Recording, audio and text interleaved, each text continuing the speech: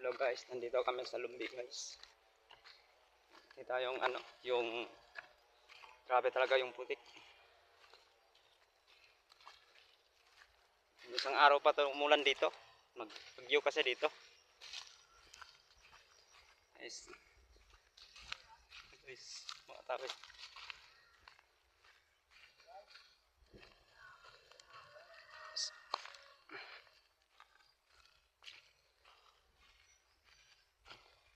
Guys, dito yung mga tinanim namin yung mga niyog dito guys. Namatay kasi yung sakit ng kolesap.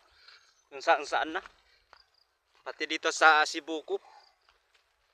Sumbonga di Norte dito. Natamaan na yung sakit ng yung sakit ng niyog. Ito kasi yung COVID ng niyog. Ito yung virus. Yung pati yung mga pako wala na rin. Guys, ito po yung special na ulam dito sa amin. Lugar namin. Ito po yung tawag dito pakis sa Tagalog. Ito sa amin pakis. Pero mamaya ngayon guys, magluluto ako. Ipakita ko sa inyo kung gaano kasarap. Ano yan luto mo? Adobo or ano? Kinilaw. Bago lang yan nakita ko yung kinilaw. Tikman natin mamaya. Kasi sa lahat ng nakita ko yung pako, yung pagluto nila lang. Gata. Tsaka yung guling. Yun lang.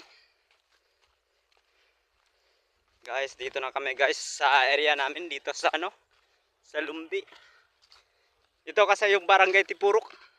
Guys. Ito. Nagano kasi kami guys. Alad kami guys. Kasi ang dami kasi ditong baka pumunta dito. Yan, natapos na yung